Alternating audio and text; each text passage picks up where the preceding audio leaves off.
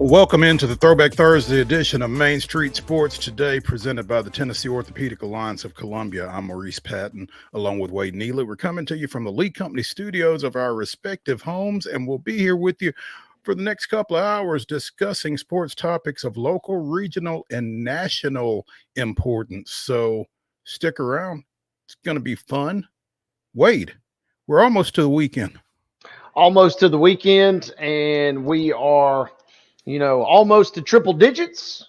But hey, we ain't really complaining too much because next week is looking super soggy. But man, it's looking good. Temperatures in the 70s almost all week next week.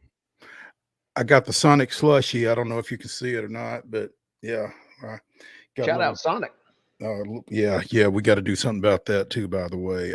I've got to call in. But yeah, trying to beat the heat here as we get through this afternoon. And we will be talking in the second hour of the show with Christopher Gabriel of the CG program out in Fresno, but he has interests that lie a little closer, particularly of the Orange persuasion. We'll be talking to him a little bit about this Chattanooga UT matchup to open the season in Neyland Stadium on Saturday and some other Tennessee topics. So stay tuned for that. In our next segment, it's Coach's Corner. We will be visiting with Ravenwood football coach Will Hester. The Raptors coming off of a big road win to open the season. We'll talk a little bit more about that and some of the spoils that came with that for the Raptors. Also be handing out our first Custom Stone Handlers Team of the Week and our first TOA of Columbia Athlete of the Week for the 2024-25 school year. So be sure and check that out. We'll also be talking a little Braves, a little Major League Baseball, some college football, obviously. Schedule starts, it started Saturday, but we've got games tonight as well. One that particularly kind of jumps out, Wade, that I'm kind of intrigued by amongst a bunch of, kind of warm-ups. But also NFL rosters continuing to take shape, and NFL starting lineups continuing to take shape, and some WNBA action last night that we'll talk a little bit about. So we've got a full show. Oh, and it is Throwback Thursday. At the top of the second hour, we will be revisiting a conversation that Wade and I had here recently with Nashville Sounds reliever Craig YOHO. Stick around for that. It's kind of fascinating, the route that this young man has taken to the Class AAA level to this point of his career. So looking forward to that as well. Big show. Yeah, like you said, all encompassing. Football will be featured pretty heavily as we got a lot of really sharp high school games tonight. We also got some pretty decent college games to get underway tonight, kind of just to whet the appetite, so to speak. And then flying into the weekend, a big show in addition to the normal Throwback Thursday festivities. Absolutely. Preps to pros, as we like to say. We're going to cover it all here over the next couple of hours. So let's go ahead and get started by taking a look at yesterday's results and today's schedule on the Rundown. This is the Rundown. Let's kick things off with yesterday's scoreboard, folks, on today's Rundown. And we begin on the volleyball court. A couple of volleyball showdowns, both ending 3-0. It was Gallatin defeating Pope John Paul II in that sweep. And then Riverdale knocked off Smyrna 3-0. Again, that was your volleyball scoreboard from yesterday. A couple of girls soccer matchups from yesterday as well, including a 2-2 draw versus Lipscomb Academy and Harpeth Hall. A good battle there, 4 goals total, 2 apiece in that showdown. BGA was a 3-1 winner versus Providence Christian last night. That takes us into Major League Baseball, where the Astros defeated the Phillies 10-0, and the Braves took care of the Twins 5-1 was your final score. Nashville Sounds all over Charlotte, 12-2 in favor of the Sounds. Big win last night for them. More on the Sounds throughout this broadcast. WNBA scores from last night. It was the Fever defeating the Sun 84-80. The Mystics over the Sky 74-70. Liberty falling to the Sparks. Is that correct? Seems so. Doesn't sound right, but I guess that's It does accurate. not sound right. It doesn't. It 90, sounds like a the typo. worst defeats the best, 94-88 last night, as it were. The Lynx defeat the Phoenix Mercury 89-76, and Seattle hangs on for an 85-81 win versus Atlanta to cap their scoreboard from last night. Tonight's action: football. Lipscomb Academy with the Thursday night special yet again, hosting Thompson out of Alabama. That's a 7 o'clock kick over off of Granny White Pike over there. Volleyball at 4:30. Columbia Academy travels to Bell Buckle, taking on the Lady Feet of Webb. At 5:45, it's Providence Christian at Grace Christian of Franklin. Also at 5:45, Middle Tennessee Christian goes to Battleground Academy. 6 o'clock starts for Moore County at Culleoka, Cannon County at Eagleville. Gallatin hosting Portland at 6. Also, Hampshire goes to Giles County at 6. Smyrna is at Laverne. Tullahoma travels to Lawrence County. Summertown goes to Loretto. Always fun when those two get together. 6 o'clock on that one. 6 o'clock for Blackman at Oakland. Mount Pleasant travels to Perry County for a 6 o'clock match. East Hickman is at Santa Fe. Columbia Central goes to Spring Hill. Wilson Central is at Stewart's Creek. Siegel is at Rockvale at 6:30, and Battle Creek goes to Murfreesboro Central. Time undetermined on that one. Hey, real quick, go back to football. Did we give a shout out to Marshall County and Shelbyville tonight as well? Oh, big showdown between those two teams, both 1-0. Shelbyville will host tonight. That was a really fun game we did on Thursday Night Football last year in Lewisburg. So should be a big one tonight as well between those two mid-Tennessee squads. Absolutely. Girls soccer action for tonight. We get underway at 4 o'clock when McGavock travels to Glencliff. 5 p.m. will be Good Pasture at Ezell Harding. Also at 5, you can see Clarksville Academy at Good Pasture. Good Pasture's playing at 5. Don't know who because we got 2 different opponents listed. So check your local listings there. Davidson Academy set to travel to Mount Juliet Christian at 5 p.m. Kip Nashville will be at Springfield. Hunters Lane at St. Cecilia Academy, and Antioch will be at STEM Academy. On to 5:30 now, where Battle Creek is at Cornersville tonight. It will be Beach at James Lawson. DCA is at Nashville Christian. That carries us into 6 o'clock, where Waverly travels to Creekwood. McEwen, who's at East Robertson. Richland will travel to Forest. It'll be CPA at Franklin Road Academy. Smith County at Greenbrier. Hillsboro is on the road at Hume Fogg tonight. Kirkwood is hosting Trigg County, Kentucky. Murfreesboro Central Magnet, who's at Lawrence County. Loretto at Marshall County this evening. Cheatham County is at Portland. Fairview traveling to Sycamore. Macon County at Watertown. MLK at White House Heritage. Columbia Academy will play host to Middle Tennessee Christian at 6:30 this evening. It will be Independence at Brentwood Academy. Warren County, who's at Columbia. Nolensville at Father Ryan. Clarksville Northeast at Montgomery Central. Innsworth at Pope John Paul II. Richland hosting Fayetteville tonight. Gave incorrect earlier. Richland will be hosting Fayetteville tonight, and it will be at 6:30. Played Forest earlier in the week. Lebanon will be at Rockvale tonight at 6:30 to get you into that 7 o'clock window. 7 o'clock. Riverdale travels to Blackman. Also, Giles County is at Culleoka. Clarksville Northwest travels to Dixon County at 7. Wilson Central is at Green Hill. Hendersonville hosts Hendersonville hosts Centennial. Oakland hosts Siegel. Franklin goes to Page. It's Brentwood at Ravenwood in the Battle of the Woods at 7. Henry County travels to Rossview. Also at 7, it's Grace Christian of Franklin at Stewart's Creek. Mount Juliet travels to Summit. West Creek is at White House. And Cookville goes to Smyrna at 8. Late night affair. Apparently. Okay. Maybe it's going to take Cookville that long to get there. I don't know. Anyway, Major League Baseball this evening, 5:40. You can see it on the MLB Network and on Bally Sports Southeast. Atlanta begins a 4-game series at Philadelphia, trailing by 5 in the NL East. Make of that what you will. This is a hot series right here. Kansas City comes to Minute Maid Park, taking on the Astros.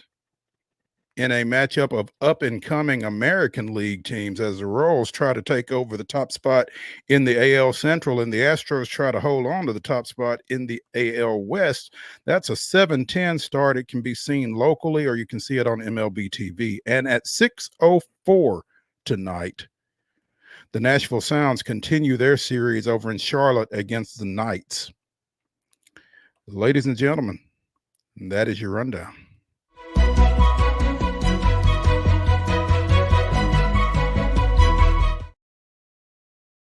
Top story brought to you as always by Piggly Wiggly in Neely's Mill in Columbia. Be sure and get through there for their delicious daily deli lunch options that are available until 6 p.m., as well as their hand-cut meats, and everything is cost plus 10% at the cash register. Neely's Mill, Columbia, bringing you our top story. And from the PGA Tour, the 2024 championship teed off today down at East Lake in Atlanta, and trying to see where we are and who's doing what in that. Scotty Scheffler looks to be leading. No shock there since he came in with a -10. But Wade, are you finding any up-to-date info on this? Yep.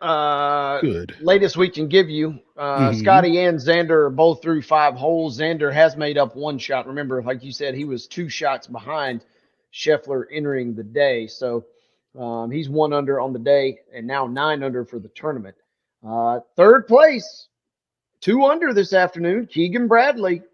Look out, folks. He's on a little bit of a roll here, up to 3rd on the leaderboard. Matsuyama is 7 under.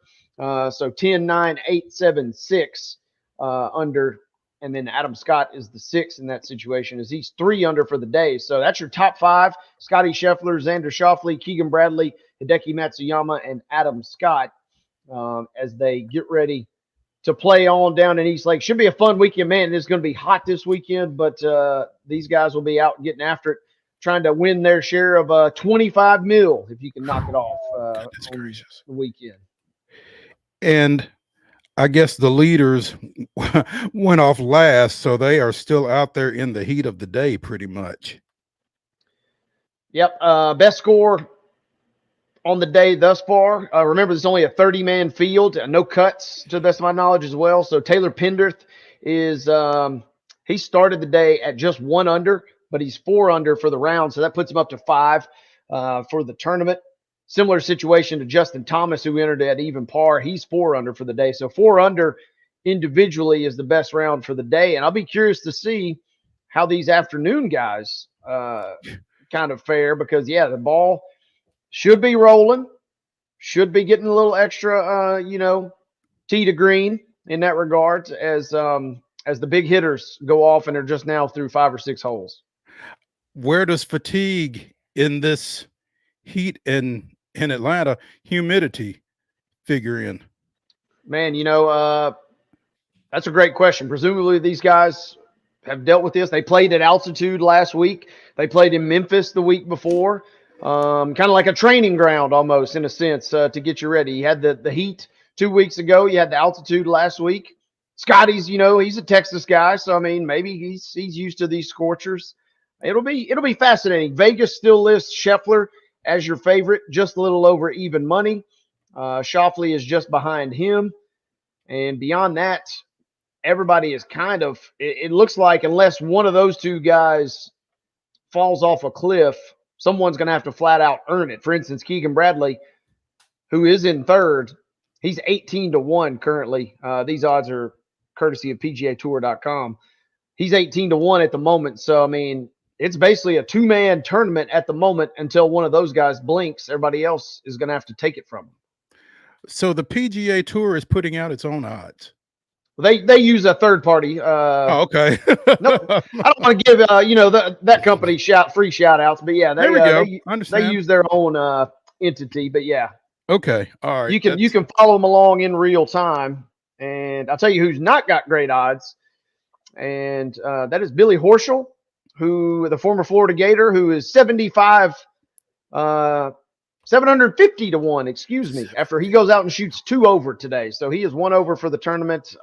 He is going to be one of the guys that benefits from the no cut situation here. He did not do very well for himself this afternoon. It's a good thing there's not a cut, because if there was one, he would have been such.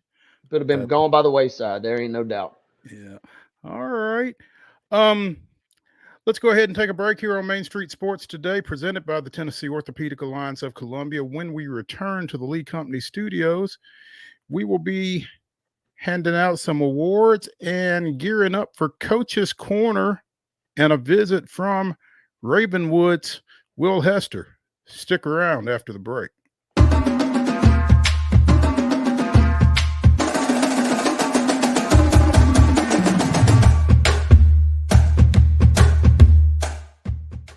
Whether you're an athlete or a weekend warrior, when it comes to your performance, don't settle for anything less than excellence. We're proud to announce that Mid-Tennessee Bone and Joint Clinic is now Tennessee Orthopedic Alliance of Columbia, where we are redefining sports medicine and orthopedics. Tennessee Orthopedic Alliance's team of expert sports medicine physicians understands the unique demands of your body. TOA Columbia specializes in personalized orthopedic care, offering state-of-the-art treatments for everything from sports injuries to joint replacements. Learn more at toacolumbia.com. He shoots, and he scores!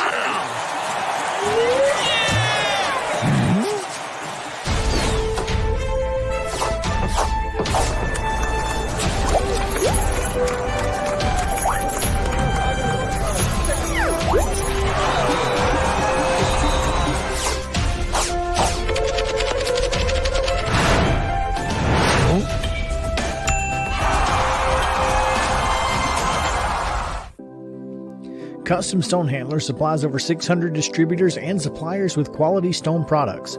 Along with River Stone, we produce and distribute over 100 building, landscape, and other bulk products. Our goal is to provide quality products, service, and partnerships to ensure our customers' success. We firmly believe that the measure of any person or company is how they treat other people and customers. Give them a call at 931-490-4990 or visit CustomStonehandlers.com. Nashville Sounds Baseball is back in Hit City for the 2024 season. Spend your nights and weekends at the ballpark with weekly giveaways, fireworks shows, throwback deals, live music, and more. Top talent will take the field at First Horizon Park against the AAA Minnesota Twins, Baltimore Orioles, Atlanta Braves, St. Louis Cardinals, Cincinnati Reds, and more. Tickets start at just $10 and are available now at NashvilleSounds.com. We will see you in Hit City. With Lee Company technology, the best handymen are hands-off. Lee Company techs have been using visual findings and other smart technology tools for years to add transparency and virtually take customers along. You see what we see, whether we're in a crawl space or on a roof. With Lee Company, technology helps us help you, no matter what's happening in the world or at your house. We thrive under the lights. A city of performers. Putting on one heck of a show. Headlining night after night. Welcome to Smashville.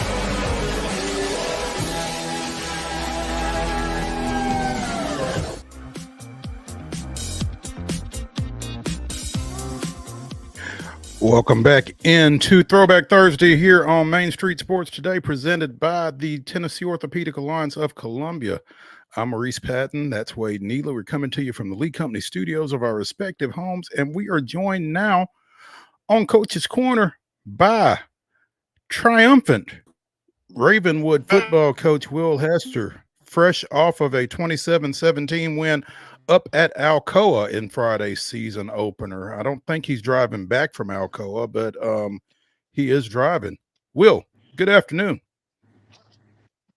What's up, Mo? How are you, buddy? I'm doing well, man. Hey, what are you playing, hooky or what? Now I got a meeting at the central office, so driving to Franklin to the old hospital. Oh, okay. You're not in trouble, are you? Hope not. I guess I'll find out. Nah, it's a meeting that's been on the docket for a while. So Okay. All right. Hey, seriously, congratulations on the win up at Alcoa. That doesn't happen a whole lot, but apparently this is a pretty special team that you are sitting at the top of. And what is it? High School Football America took notice. You guys are ranked number 176 out of 300 in the country this week. So congrats. yeah, I mean, I guess 176 seems like a long way from the top. You know what I mean? But I mean, we do have a chance to be a special team. Clearly, we got to take this thing one game at a time. But we got a lot of older kids with a lot of experience, and anytime you've got 28 seniors, and most of which are great leaders, you have a chance. And our league kind of in the schedule that we play, we took some lumps last year, but all these same kids were playing. So excited to see where we can take this thing. Yeah, and Coach, I'm curious. Obviously, last year didn't go your way in terms of Alcoa, but what did you learn, or is it just chalking it up to, hey, I got a much more defined team this year? What did you take away from last year's result that maybe got you the result this year versus Alcoa?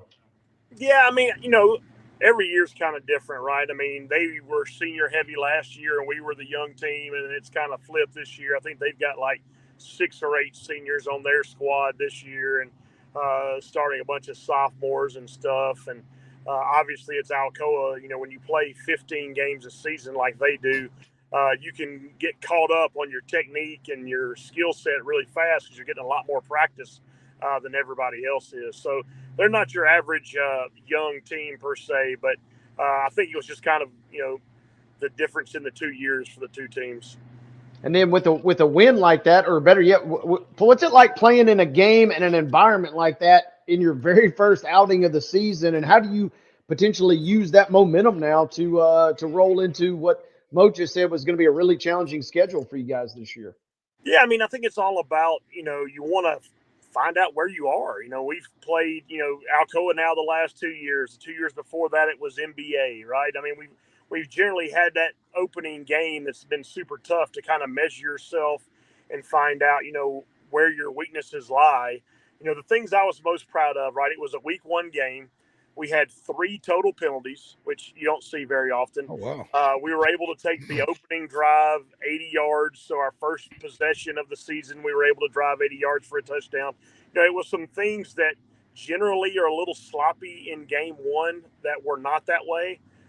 So proud of that. And I think it's a testament to those seniors and those leaders we have on our team. Will Hester, veteran Ravenwood football coach, joining us here on Coach's Corner on Main Street Sports today. And again, folks took notice of that 27-17 win up at Alcoa. Tennessee Titans Coach of the Week, Tennessee Football Coaches Association Class 4A through 6A Coach of the Week. And, you talked at the Williamson County Media Day, Will, about the value of getting on a bus and traveling, relating it to something that you're going to have to do at some point in the postseason as if you go far enough. But talk about the logistics of doing that in week 1. Yeah, to be quite honest with you, logistically speaking, it's a little easier week 1. What we run into, especially when you're chartering buses, the yellow cheese can't leave at 4:30 and get you to Knoxville, right? So, you got to leave before school gets out, and you got to charter through the local charter companies. Well, when everybody in the area is playing playoff games and traveling all over the state, that puts you in a bind with these bus companies getting all those things logistically scheduled. So available buses are probably easier this time of year. When the playoffs roll around, it gets a lot harder. But it was good for our kids to have to get it and do that. It was a business trip for us. We had them dressed up in shirt and tie, and we had to eat a pregame meal on the road. And we got there super early so we could go through our normal routine. And, the way the bracket's set up, whoever comes out of our region playoff wise and plays in the state semifinals will have to go to Memphis. So there's no ifs, ands, or buts, who the higher seed is, all that thing. We know whoever's in Nashville that makes it out has to go to Memphis. So, goals being what goals are, you got to plan accordingly. And we know what that trip looks like and feels like. So why not take an opportunity early in the year to match that and see if there's any kinks that need to be worked out in that process. And the biggest kink being getting a bus, huh? That is the biggest kink sometimes, for sure. Well, I think a lot of coaches in the area, if not statewide, are a little envious of you, because where most coaches are coming into the season at the high school level hoping they've got one starting caliber quarterback, clearly you've got two. I would agree totally. And, there's a lot of coach speak adages around, if you're playing two quarterbacks, that means you really don't have one. I think we're trying to break that mold or that precedent, if you will, because we really do believe we have two starter caliber quarterbacks. Both of them happen to be juniors. Both of them have a lot of experience playing already. Maverick got hurt early in the season last year, and Femi came on. But Maverick got all those reps as freshman and actually started our playoff games as a freshman, if y'all remember when Chris Parson got hurt. And then Femi, as a sophomore, he was injured as a freshman, and kind of the roles are reversed. Now he comes onto the scene and leads us to 9-4 as a 10th grader, right? So, and gets us to the quarterfinals and does all those kinds of things. So we really, truly believe that we have two great dynamic quarterbacks, two guys that we believe will both play college football as quarterbacks. And, why not? We rotate wideouts. We rotate linebackers. Why would we not rotate quarterbacks if they deserve and have earned the right to play? So, that's kind of where we're at. How would you describe those two guys in terms of their skill sets, Will? Yeah, to be honest with you, I think they're pretty similar. The offense does not change when Maverick's in or when Femi's in. We don't have to have a group of plays for one and the other, and it's not going to be a situation where, when this quarterback's in, we know we're going to get one of these plays, or when this quarterback's in, we know we're going to, what makes them different is how they see the game, right? How they process the game. We may call the exact same play for both of them and have two different outcomes because of the way they see it and process it. So, to be honest with you, I think it actually makes this a little more difficult to prepare for, because you've got two guys, each which are both talented, but see the game a little bit differently, and thus the same play can have two results. That's interesting, because as an offensive coach, when you've got two different quarterbacks who see it two different ways, which one is seeing it the way you want to see it? That's a great question. To be honest with you, I don't think it matters how I want to see it, as long as these guys see it the way they do see it and distribute the football. You know what I mean? We run some RPO stuff, and it's a pretty solid read. But when it comes to the pass game, there are opportunities for multiple different outcomes to be the right one. And, I'm a math teacher by trade, so, usually the right answer is the right answer. But when it comes to football, there's more than one right way to do it. Coach, I'd be remiss as the Giles County play-by-play voice if I didn't ask this question. Is Alcoa beatable by any 3A school this year in your mind? I mean, unfortunately for 3A, I think right now, this time of year, may be the best chance to get them. But, 13 games from now, another semifinal appearance between them and Giles County, those guys are going to be all super experienced and they're very talented. Same quarterback's back. The big tight end that's going to Michigan is still there. They're going to be right there when it comes to the end. I mean, nobody's unbeatable. I feel like a couple of years ago, East Nashville had as good a chance as anybody to beat them in the state championship game, scoring 24, 25 points against them. So I don't think anybody is unbeatable by any stretch of the imagination, but it's going to be a tough out for sure. It'll be a tough out, and thank you, I guess, tongue-in-cheek, because later in that semifinal matchup when we're taking on Alcoa again, hopefully, they're going to say, You remember that Ravenwood game? We ain't having any repeat of that. They're going to use you guys to put up a number, I'm afraid, on potentially whoever they meet down the road. So thanks in advance for that. Well, I know David O'Connor and Don Thomas will have them ready to go. So it'll be fun. Coach, speaking of the rest of your schedule, you get ready to roll into Cane Ridge. How do you process a lengthy road trip in a super hostile environment to a shorter road trip, but potentially an equally hostile environment as you get ready to make that shorter trip over to take on the Ravens this weekend? Yeah, absolutely. I mean, I don't know that one is less stressful than the other, to be quite honest. You know, Cane Ridge and Ravenwood have played a lot of very big, meaningful games over the last 8 to 10 years, and this one will be no different. Obviously, they took it on the chin a little bit to a very good Mount Juliet team last week. But, you know, I mean, now we're on that yellow cheese. We're not chartering the 14 or 15 minutes it is to Cane Ridge, and you know, now we're going to be dressing in a regular old high school locker room as opposed to a gymnasium like we were at Alcoa. So there's a lot of stressful situations that go into the shorter trip. The positive is we'll be home on Friday instead of getting home in the wee hours of Saturday morning like we were last week. But still stressful nonetheless. Will, from what you can tell, what looks different about Cane Ridge without Eddie Woods at the top of that program?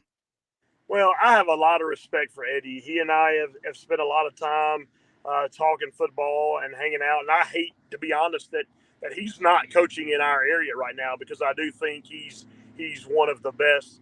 I think they have lost some players to the transfer portal of high school, if you will. I think once Eddie kind of stepped aside, some of those kids took that as an opportunity to go elsewhere. So I do think that they're kind of a young and up-and-coming team. But obviously they got, you know, James Reese's son still around, who's a very good player. And they've got some guys that, you know, may have been in backup roles last year, that this is their opportunity to burst on the scene. So, you know, as much as I'd like to say that they're not an Eddie Woods coach team, and they're not, it's hard to tell from watching film that they are not, because they're still super talented and very dangerous. Will Hester, Ravenwood football coach, joining us here on Coach's Corner on Main Street Sports today, presented by 10 Pin Alley, Eat, Play, Party. Will, you mentioned the transfer portal, and that kind of brings me back to your two-headed quarterback situation. You mentioned that Maverick Chance and Femi Babaola are both juniors.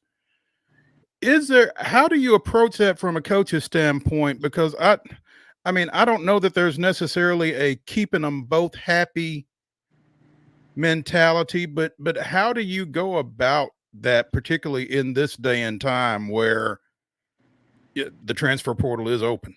Yeah, to be honest with you, I'm of the mindset now, and having kind of, you know, been around it and been through it for a couple of years now with people moving and doing that sort of stuff.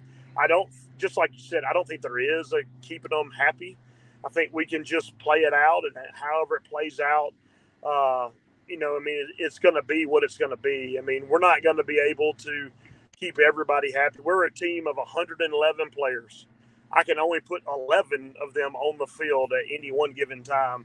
And, you know, as much as we are about building young men and growing their character and building the culture of our team, we're also about trying to find ways to be successful and win football games. And I think you can definitely do both, but I think you can't do both if you're worried about feelings and worried about, you know, what the move of the next person is going to be. You know, I think we can just coach them and love them equally as hard. And if, you know, the environment is a healthy one and they feel like everybody wants to be a part, you know, I think that's the best thing you can do for kind of recruiting your own locker room, if you will, is to create an environment that's competitive, where guys know they're going to get coached and hard and loved hard, and then hopefully, you know, have some success as well. Are there conversations, you know, taking the temperature, that kind of thing, or how much do you concern yourself with hypotheticals and what might happen as far as that goes? Yeah, I mean, you know, I'm too old, Mo. Today may be my last day. You know, if I spend it worrying about, you know, what may happen, what will happen, you know, I tell some of our younger coaches, you know, we don't need to chase ghosts. You know, we got to just coach what's right in front of us. And, you know, to be honest with you, I enjoy my life too much to worry about stuff like that. And you've got a special enjoyment with this particular Ravenwood team because I believe there is a young Hester on your roster. There is. This is the senior season of my youngest child. I got a senior in college and a senior in high school. So it is super cool to get to share, this time in his life, right?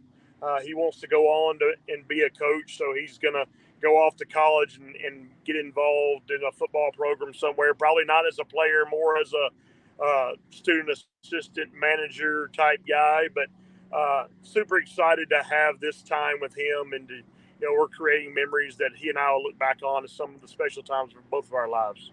There is a picture somewhere on Facebook of Riggs sleeping with the state championship trophy from a few years back, and to think that he is now a high school senior, it's really kind of it's a little jarring, and I'm sure it's even more so for you.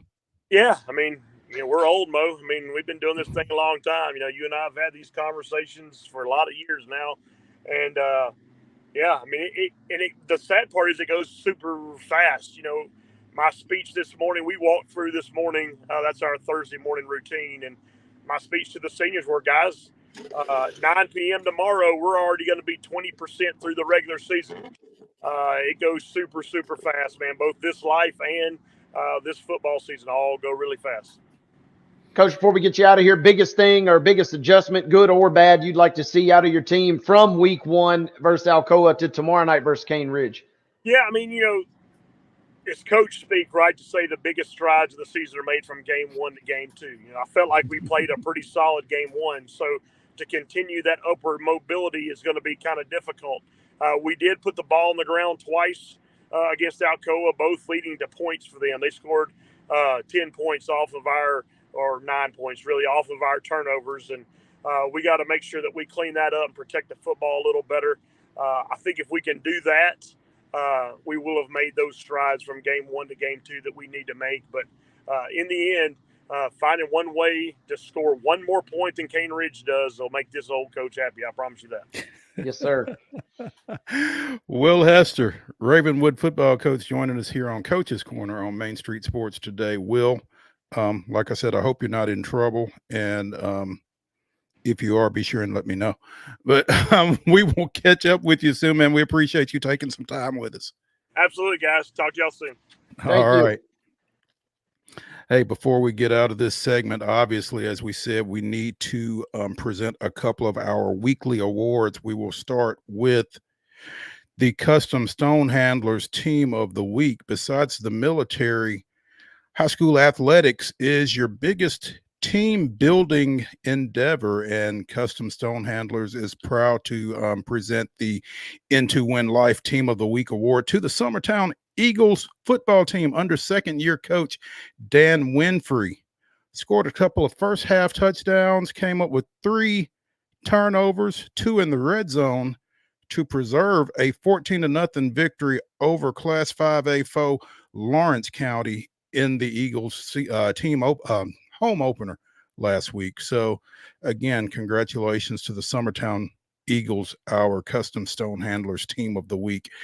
Our Tennessee Orthopedic Alliance of Columbia Athlete of the Week, meanwhile, Columbia Academy running back Monte Baldwin, who rushed for 227 yards and a pair of touchdowns on 30 carries in CA's 42-20 win over at Middle Tennessee Christian in week 1, becoming Columbia Academy's all-time leading rusher with that performance. So congratulations to Monte Baldwin, again, our TOA Athlete of the Week, as well as Summertown Football, our Custom Stone Handlers Team of the Week. So Coach's Corner, again, brought to you by 10 Pin Alley in Columbia, Eat, Play, Party.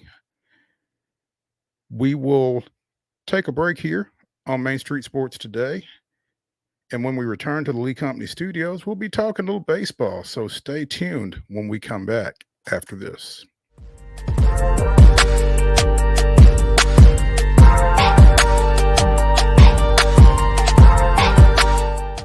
Nashville Sounds Baseball is back in Hit City for the 2024 season.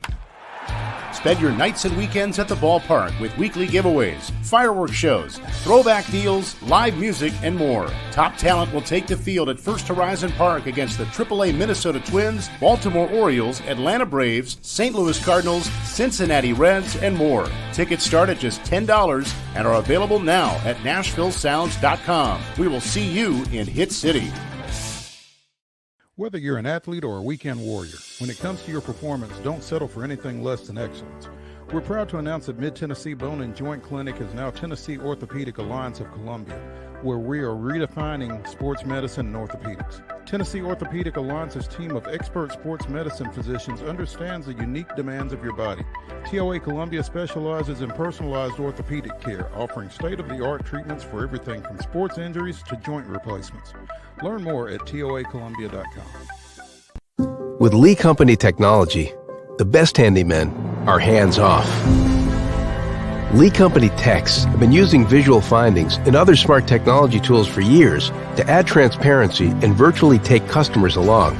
You see what we see, whether we're in a crawl space or on a roof.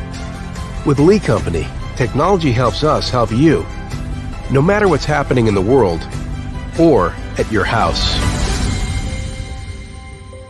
Jones & Lang Sporting Goods here in Columbia has been outfitting teams, officials, and anybody else from T-ball to college for 50 plus years. Be sure and check them out at 931-388-8060 or online at jonesandlang.com. Jones & Lang Sporting Goods, the look of a winner. Zion Christian Academy, zioneagles.org or 931-388-5731. You can schedule your appointment. Go tour their campus. It is beautiful over there, and you're definitely going to want to see it. Again, it's zioneagles.org. Give them a call, 931-388-5731, and schedule your tour today. Custom Stone Handlers supplies over 600 distributors and suppliers with quality stone products. Along with River Stone, we produce and distribute over 100 building, landscape, and other bulk products. Our goal is to provide quality products, service, and partnerships to ensure our customers' success. We firmly believe that the measure of any person or company is how they treat other people and customers. Give them a call at 931-490-4990 or visit CustomStonehandlers.com. Piggly Wiggly, located in Neely's Mill Shopping Center, is Columbia's locally owned and operated Cost Plus 10 grocery store dedicated to serving the community with low prices and smiling faces.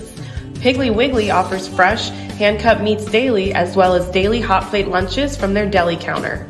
You're certain to see smiling faces and a helping hand when you're here at Piggly Wiggly. Come by and check out our fresh produce, high-quality meats, and more. Down home, down the street, we'll see you at the Pig.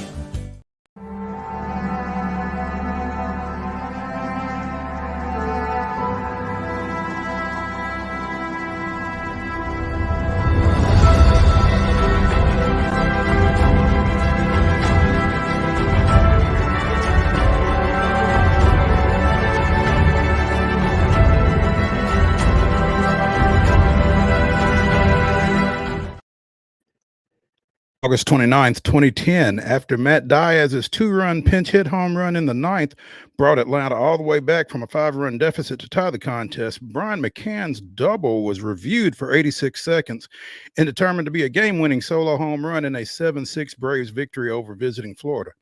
It marked the first time in Major League Baseball history that video review had resulted in a walk-off home run. McCann went 3 for 4 in the win, while the bullpen allowed 1 run in 6 innings. That was this day in Braves history. Again, no such dramatics at Target Field yesterday, but the Braves did get out with a 5-1 win over the Twins for a much-needed 3-game sweep. And this team just continues to fascinate because, again, when Austin Riley went down with that broken hand, you thought, okay, this is going to be the straw. But Atlanta has won 11 of their last 15 all of a sudden. And Chris Sale right at the front of it finished with 8 strikeouts last night, now has 197 on the year, which is the most by a Braves left-hander in a single season ever. Sale improving to 15-3 with the win, and quiet as it's kept, y'all, this guy's got a shot at winning a National League Cy Young Award. He's been the favorite, and unless something happens, I don't see anybody catch him at this point. Yeah, I think I don't know if he's the first 15-game winner in Major League Baseball, but I'm pretty sure he's the first one in the National League. But had a lot of help last night. Soler with a solo home run in the first. And,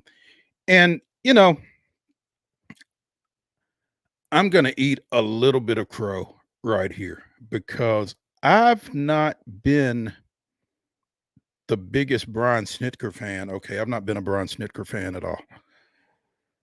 But he decided to sit Gio Urshela last night and give Luke Williams a start.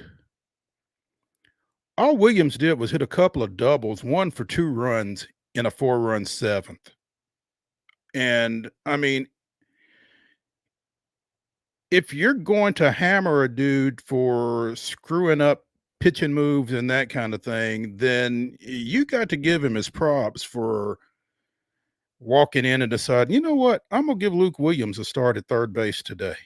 See what happens, and that's what he does. So, hats off to Brian Snitker.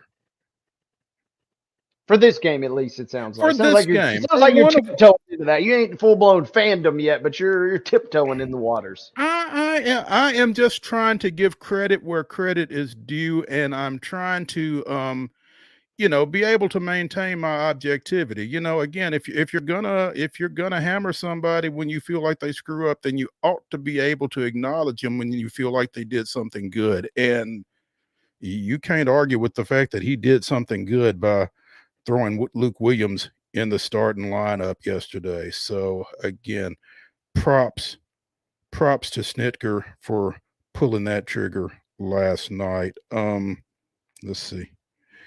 Yeah, 2 for 4 with a pair of ribs, both doubles. I mean, right in the hot hand. I mean, talk about good, clean living.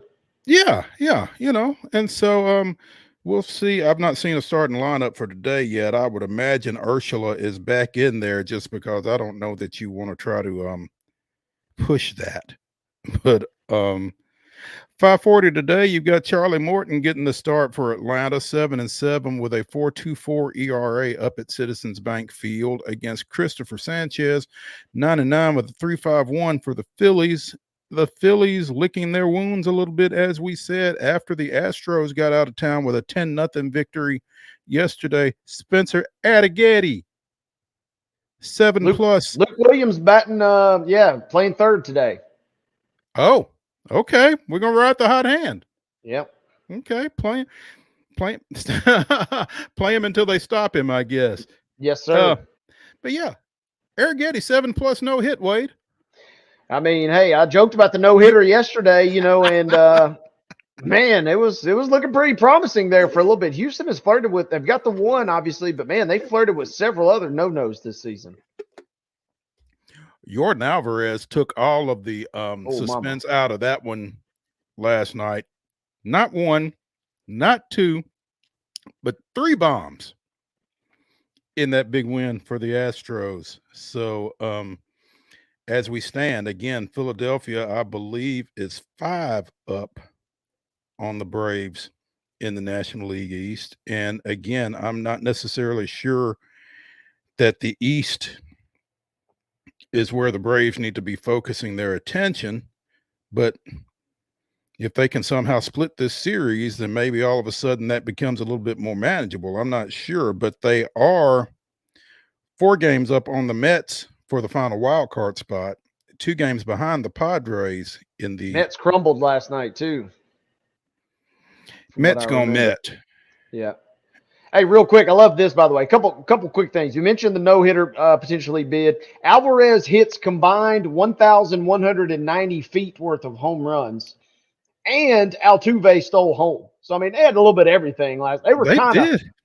You would think they had won the first 2 games of the series the way they were kind of punking the Phillies with that kind of effort in Game 3 right there. Little power speed combo right there. You got to like that. Anytime you can work a steal of home into a win, that's a big thing. So the Astros bringing a little momentum back to the friendly confines as Kansas City comes in for a 7-10 first pitch. Brady Singer, 9-9 with a 3.38 earned run average, former Florida product, getting the start for the Royals. Hunter Brown, 11-7 with a 3.72 ERA, going for Houston in this one. And this is going to be a barn burner, it feels like. Yeah, one of the hottest teams in the American League in the Royals, who almost swept the Guardians, just kind of stubbed their toe there in the finale. Yeah, they've been playing great. They're a game back in the Central. This feels like it will be a fun series.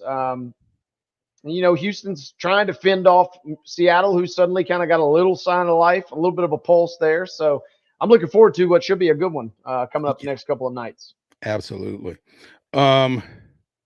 Rangers making a little news, or a Rangers prospect making a little news. Former Vandy boy Kumar Rocker makes his first start for AAA Round Rock, strikes out 10. Ooh. 10 of the 16 batters he faced. Pitched five one-hit innings. So he only faced one over the max. And again, 10 strikeouts, a professional career high for the former Vandy boy who pitched a 19 strikeout no-hitter against Duke in the NCAA tournament. Yeah, the Michigan fan of me still got a little PTSD just hearing that name. Well, I understand. They needed one more win, and the title will be there. Second ever baseball title, and Vanderbilt just had to ruin it.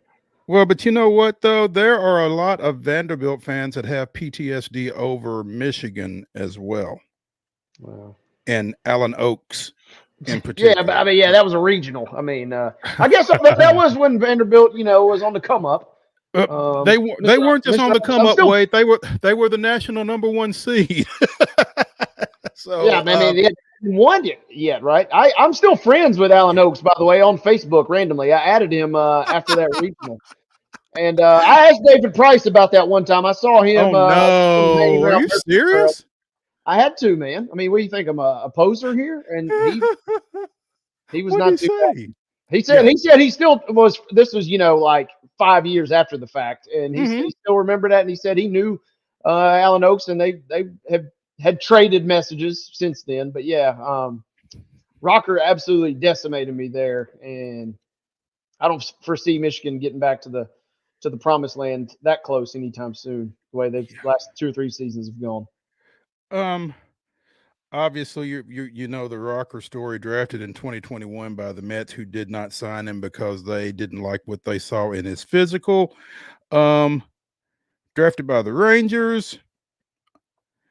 Mets proved that maybe they were right when Rocker underwent Tommy John surgery. He's been back since last July.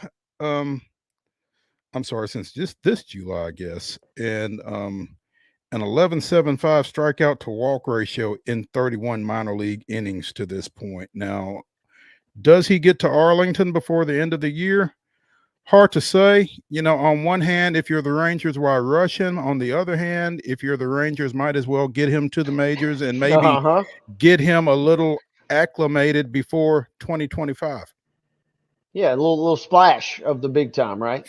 And if you're the Rangers, it's kind of like Friday. You ain't got to do.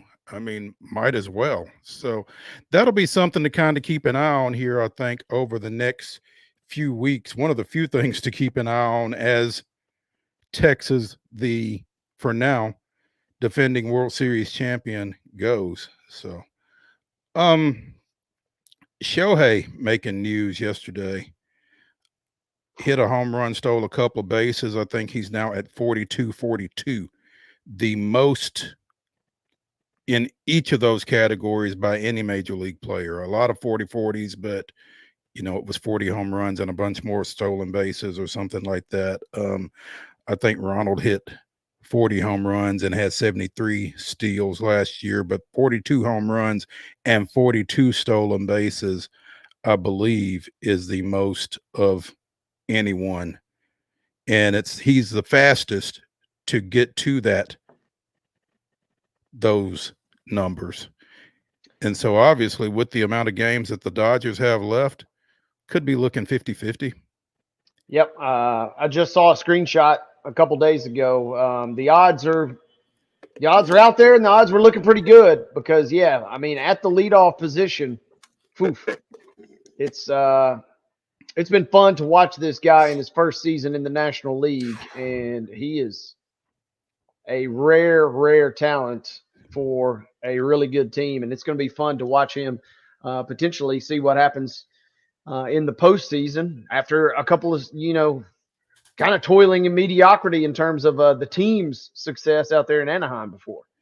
And it's also going to be, to see him in a postseason is going to be pretty fascinating. And to see him add pitching to the repertoire next year, I guess, once he gets cleared. I'm assuming, that's still the plan, right? Is he just returns? I would assume for the money they put in him, I don't think this is all they were looking for. So I don't know. And,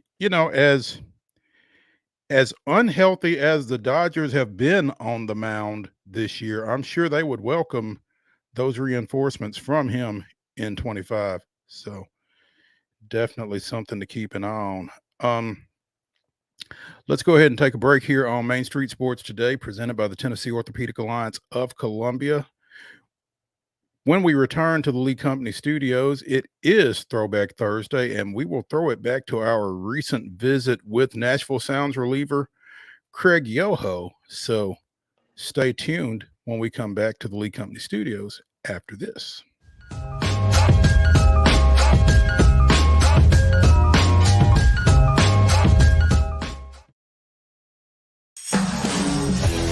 We thrive under the lights. A city of performers, putting on one heck of a show. Headlining night after night. Welcome to Smashville.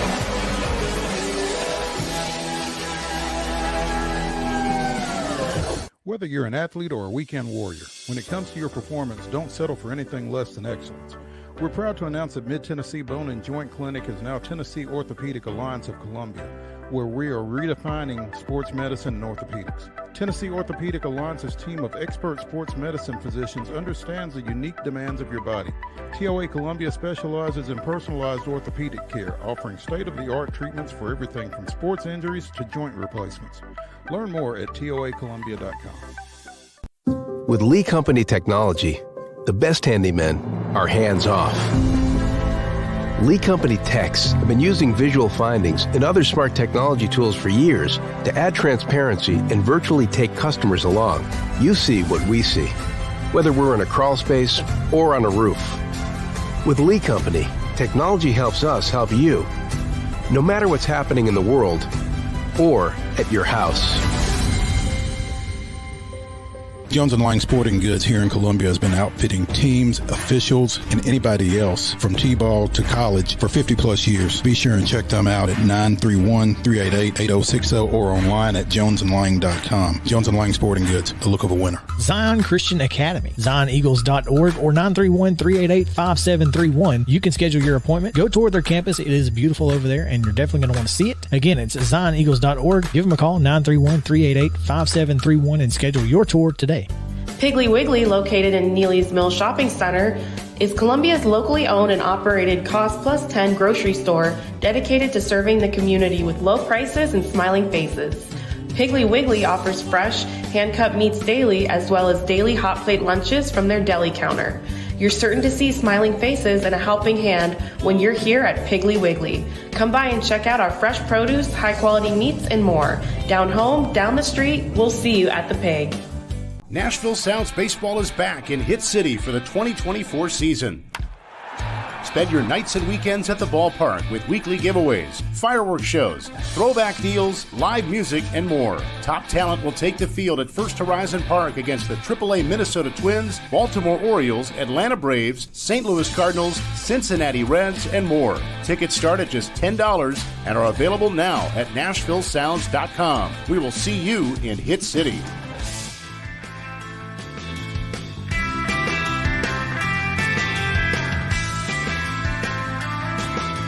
are joined now by Nashville Sounds pitcher Craig YOHO. And Craig, welcome to the show. We appreciate you kind of hanging out and waiting for us to kind of bang through that first segment. But man, I'm excited to get you on because the 8th round selection in the 2023 Major League Baseball draft out of Indiana University, Craig YOHO, who is already in AAA after starting this season in Single A.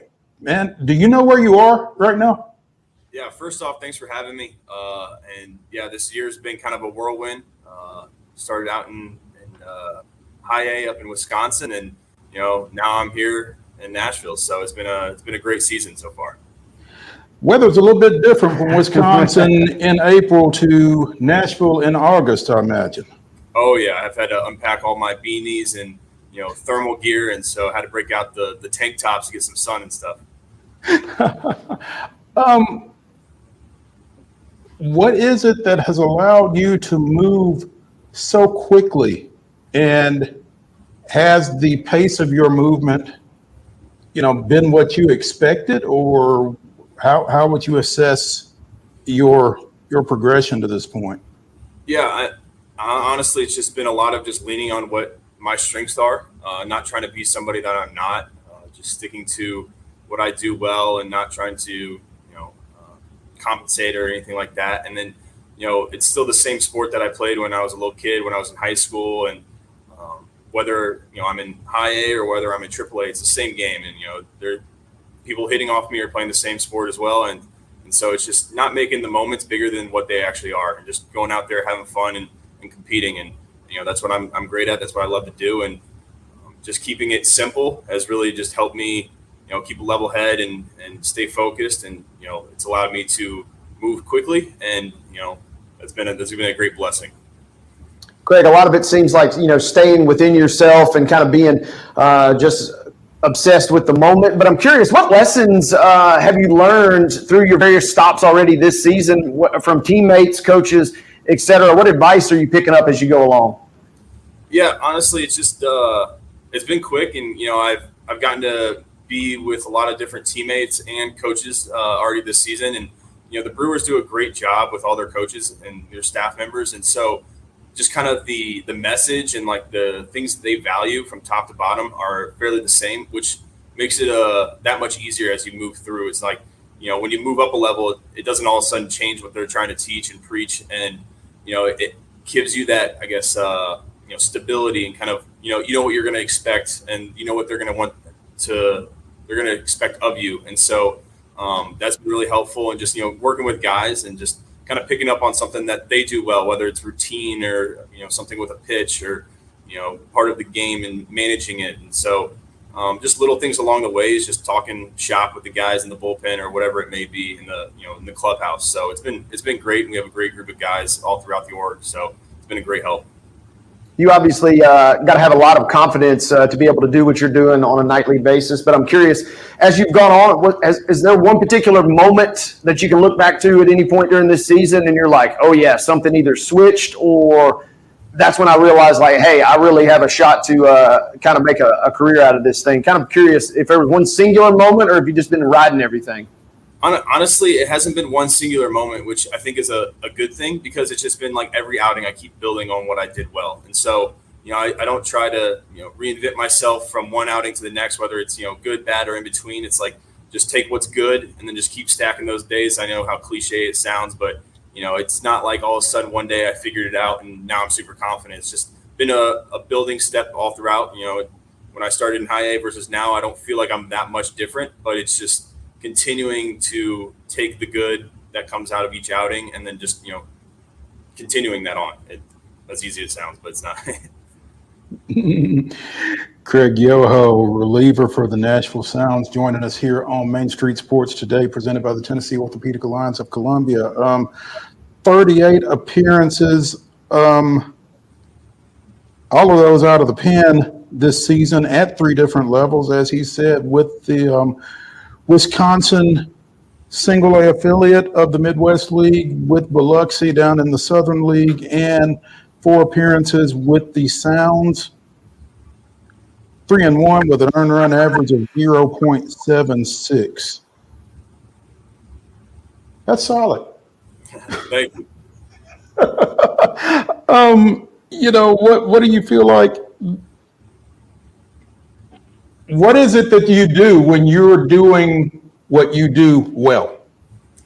Honestly, it's a lot of just making it easier on myself. So keeping runners off base that I can control. So walks, hit by pitches, and then, just challenge hitters, make them beat me. And then I have had the luxury of having great defense behind me in every level that I've been in. So just challenging hitters, and when they do put it in play, I know that my defense is going to make great plays behind me.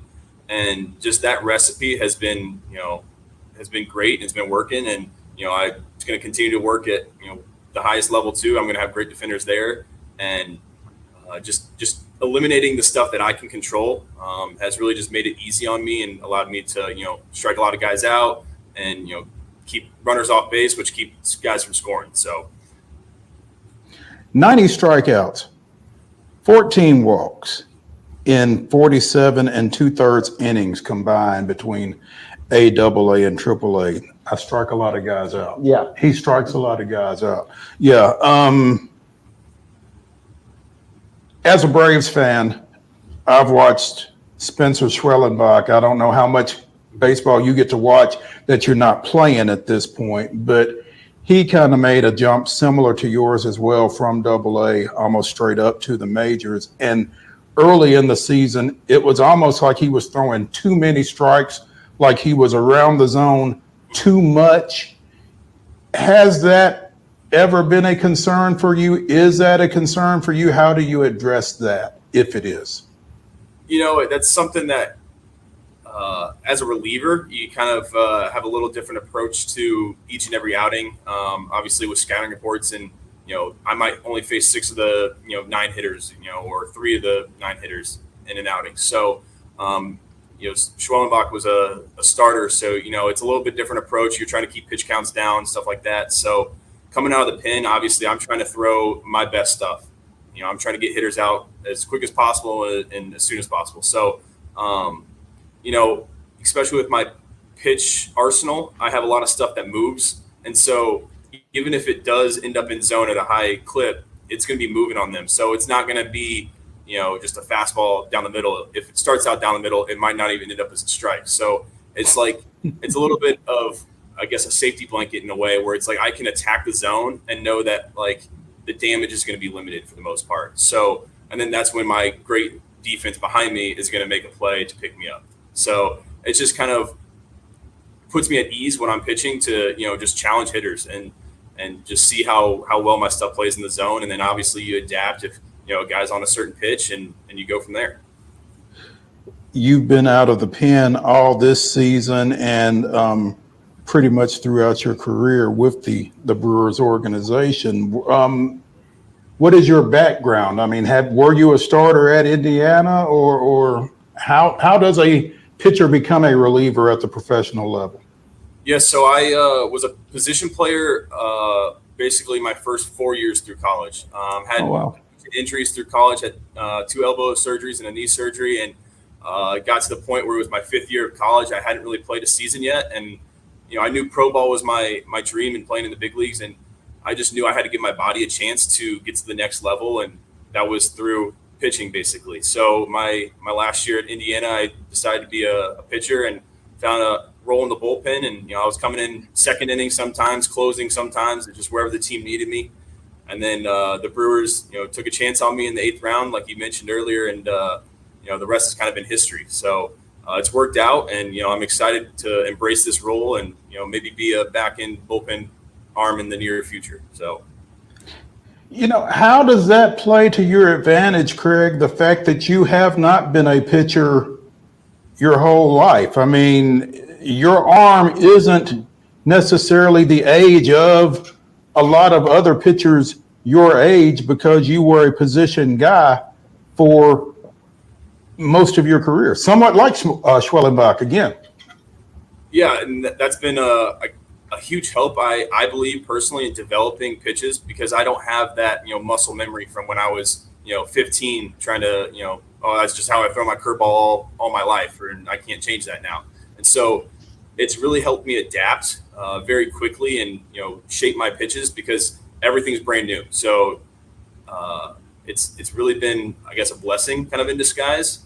And like you said, like it's kind of like a fresh arm in a way too. So, if you really think about it, I've only thrown for 2 years now, rather than some guys, since they've been throwing since they were, 15, they might be, 10 years in on being a pitcher. So, and then also on the other end of the spectrum, it's like I was a hitter, so I know what hitters are looking for. I know, oh, he took that pitch, so, he's probably looking for this one now or whatever. So it's just kind of like helps me with that chess match that always happens between pitchers and hitters. And I kind of get a little glimpse behind the curtain on what they're thinking from my previous experience. I was going to ask real quick. I wanted to ask Craig about that. There's really no maybe way to track this, but you earned freshman All-America honors in your 5th year of college. That has to be a record of some sort, right? I would assume so. Earning All-American honors, right? Yeah, that's something me and my buddies always joke about, and you'll see Indiana post about it and stuff like that too, which is funny. It always gives me a little laugh when I see that. I was a 23-year-old married man in college, and I was a freshman All-American. So, unfortunately, I probably took a spot away from a really good ball player. That was 17 or 18. But also doing business. Yeah. Craig, as you talk about your development and your transition to pitching, do you feel like maybe that makes you a little bit more coachable as well, because you aren't, this is how I've thrown my curveball since I was 15? I mean, is there more of a blank slate there with you in terms of your development than maybe a lot of other guys in your position?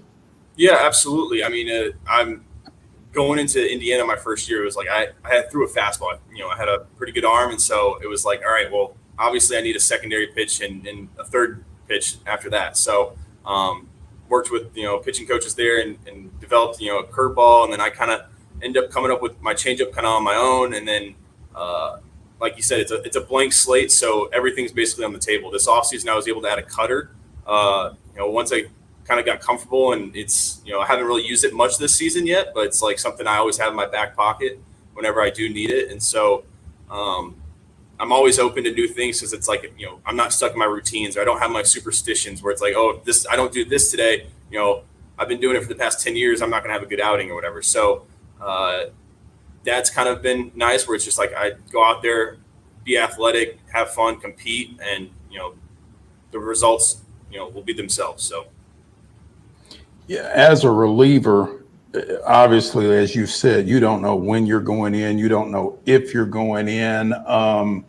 Really kind of forces you to, one, be able to get ready quick, but also two, to really kind of be adaptable. Because you don't know. How does a reliever get ready when they don't know when they're going to go? Yeah, that's a great point. They always say, like, if you're always ready, you don't have to get ready. So, obviously you try to move around in between innings, just, whenever your name does get called, and, hearing your name get called, there's always that little bit of adrenaline that hits, and that's usually enough to get most guys going down there. If you look at most relievers, we're kind of adrenaline junkies. So, when that's pretty much all we need, a little bit of that, maybe some caffeine before the game or something to keep you going. And then, you just go out there and do your thing, and playing baseball is fun. So it's like, when you got that combined with it, there's not much else you can ask for. YOHO, you're up. Is that it? I mean, is that the way it goes pretty much? Yeah. I mean, it's, hey, YOHO, you're in the game, or, hey, YOHO, start playing catch. And then it's like, once you hear your name, it's like, boom, like, all right, all my nervous system flicks on real quick, and then it's like, all right, it's go time. So, you kind of joke around, have fun, and then it's like, as soon as you hear your name, it's like, all right, time to go. It's time to go to work. So now, what are you doing in the moments leading up to that? Are you watching the game? Are you watching their hitters, that kind of thing? Are you watching your pitchers and how they're approaching them? How does that work?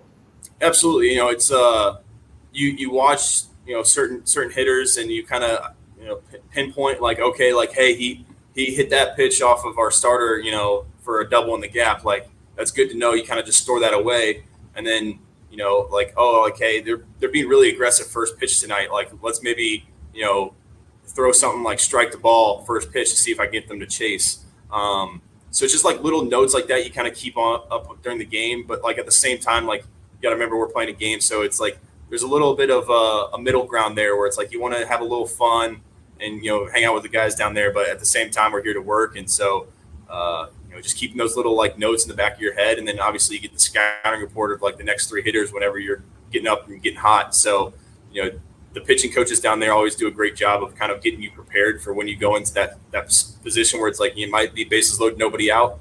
It might be a clean inning. So you just never really know the situation until it's up. So. And I guess there's always a little bit of, he hit a fastball for a double, but he ain't hit my fastball, right? Of course, yeah. Yeah, you always got to have that little bit. Craig YOHO of the Nashville Sounds joining us here on Main Street Sports today, presented by the Tennessee Orthopedic Alliance of Columbia. Craig, we appreciate your time, man. And are you looking at another call up between now and the end of the year? I try to not focus on any of that because it's out of my control. I'll just always, be where my feet are and do everything I can at the position I am. And, if the Brewers decide that's the best thing for the team to win, then absolutely I'll be looking forward to it and, do everything I can to help them. But, it's out of my control and I can only get outs. There we go. Good answer. Man, we appreciate it. And best of luck continuing to get out. And we'll be looking for you. Thanks. Absolutely. Thank you for having me.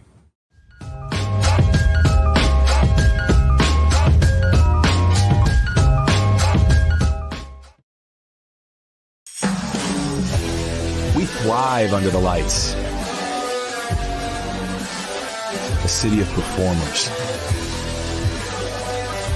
Putting on one heck of a show. Headlining night after night. Welcome to Smashville.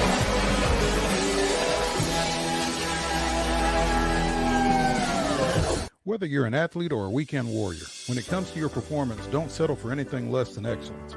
We're proud to announce that Mid-Tennessee Bone and Joint Clinic is now Tennessee Orthopedic Alliance of Columbia, where we are redefining sports medicine and orthopedics. Tennessee Orthopedic Alliance's team of expert sports medicine physicians understands the unique demands of your body. TOA Columbia specializes in personalized orthopedic care, offering state-of-the-art treatments for everything from sports injuries to joint replacements. Learn more at toacolumbia.com. With Lee Company technology, the best handymen are hands-off. Lee Company techs have been using visual findings and other smart technology tools for years to add transparency and virtually take customers along. You see what we see, whether we're in a crawl space or on a roof. With Lee Company, technology helps us help you, no matter what's happening in the world or at your house. Jones & Lang Sporting Goods here in Columbia has been outfitting teams, officials, and anybody else from T-ball to college for 50 plus years. Be sure and check them out at 931-388-8060 or online at jonesandlang.com. Jones & Lang Sporting Goods, the look of a winner. Zion Christian Academy, zioneagles.org or 931-388-5731. You can schedule your appointment. Go tour their campus. It is beautiful over there, and you're definitely going to want to see it. Again, it's zioneagles.org. Give them a call, 931-388-5731, and schedule your tour today. Piggly Wiggly, located in Neely's Mill Shopping Center, is Columbia's locally owned and operated Cost Plus 10 grocery store dedicated to serving the community with low prices and smiling faces. Piggly Wiggly offers fresh, hand-cut meats daily as well as daily hot plate lunches from their deli counter. You're certain to see smiling faces and a helping hand when you're here at Piggly Wiggly. Come by and check out our fresh produce, high-quality meats, and more. Down home, down the street, we'll see you at the Pig. Nashville Sounds Baseball is back in Hit City for the 2024 season. Spend your nights and weekends at the ballpark with weekly giveaways, fireworks shows, throwback deals, live music, and more. Top talent will take the field at First Horizon Park against the AAA Minnesota Twins, Baltimore Orioles, Atlanta Braves, St. Louis Cardinals, Cincinnati Reds, and more. Tickets start at just $10 and are available now at NashvilleSounds.com. We will see you in Hit City.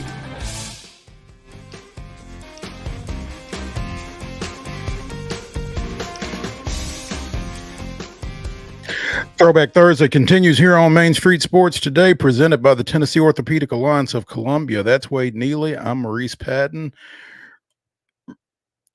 That conversation with Craig Yoho was even better the second time than it was the first, because I wasn't having to come up with questions. I could just listen to it. That was some good stuff. I enjoyed that. I hope y'all did too. We are now joined by the biggest Tennessee fan on the West Coast, Christopher Gabriel of the CG program out at KMJ in Fresno. Mr. Gabriel, good afternoon. Good afternoon to you. Are you hearing me okay from this little studio that I'm in? We are hearing you okay, and we gotcha.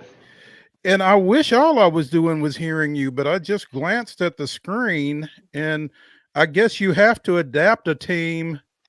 See, I had promised that I wasn't going to talk White Sox, but see, you went there. So you need to know. Well, you need to know what this is about. First of all, okay. I enjoyed your conversation with Craig. You know, you have one of my guys out there on your beloved Braves, and that's Dylan Lee. Dylan's been on my show a bunch of times. Of course, He came out of Fresno State, and I'm excited to see. I was just looking at his numbers, and he looks like he's having a pretty good year. Is he well received down there? Because I hope he is. For the most part, you know, he's had a couple of hiccups here and there, but I mean, everybody in the bullpen does. But yeah, for the most part, he is pretty well thought of in Braves country. Hashtag Braves country. Now let me explain the Phillies shirt. Please do.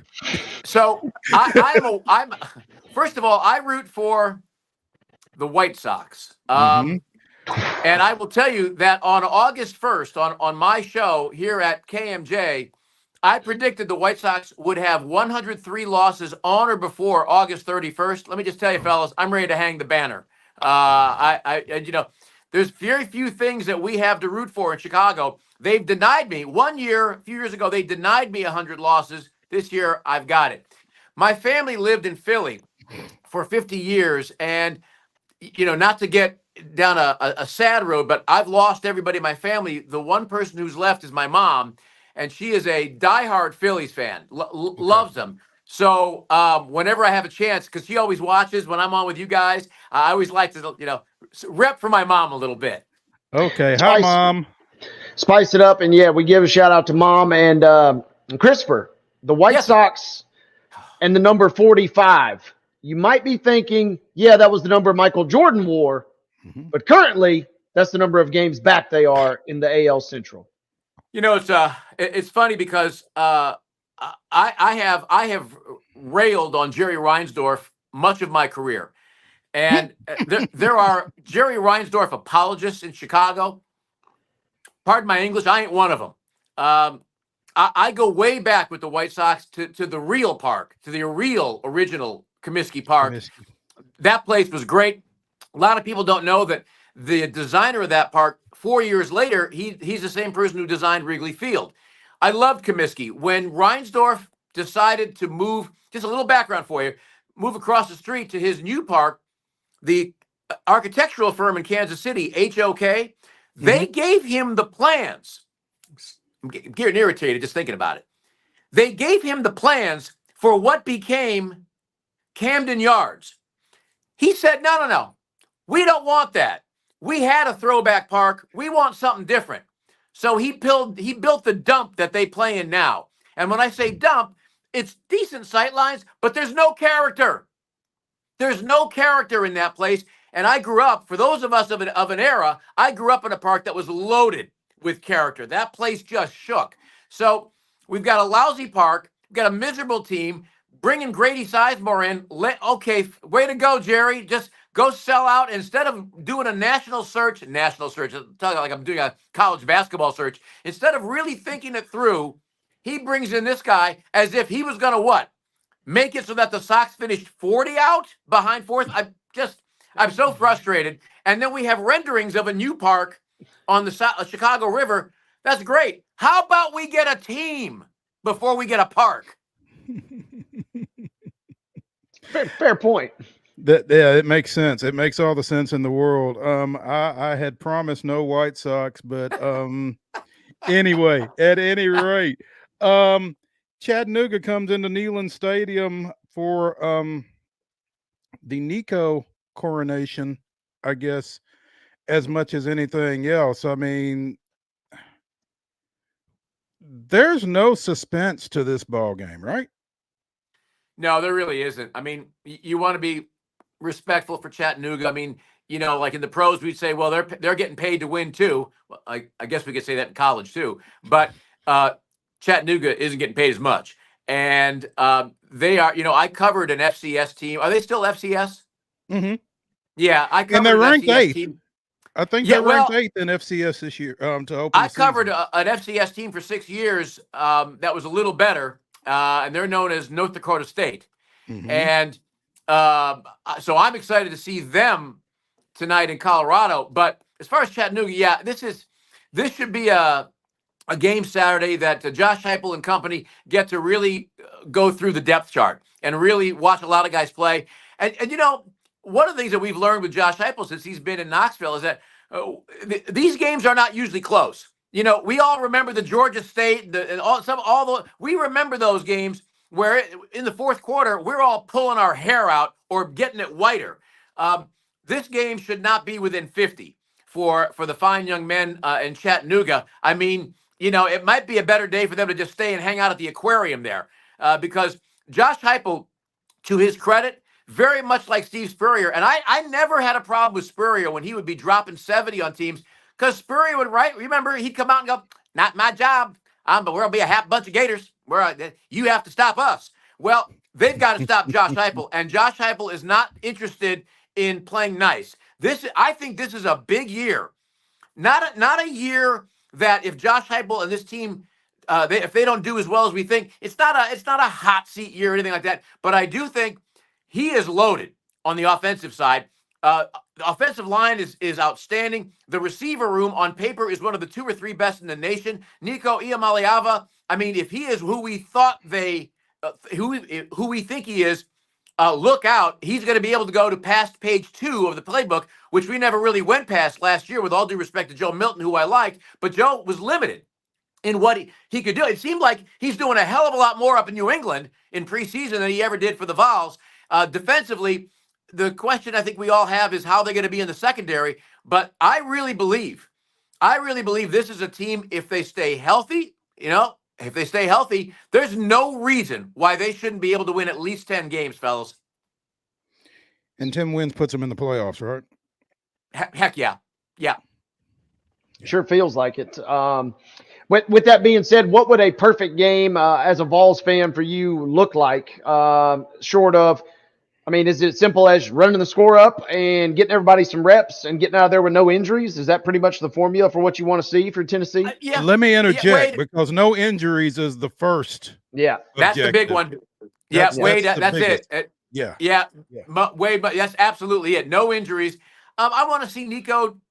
I want to see him in the pocket. I want to see him with some deep shots. I want to see them go over the middle.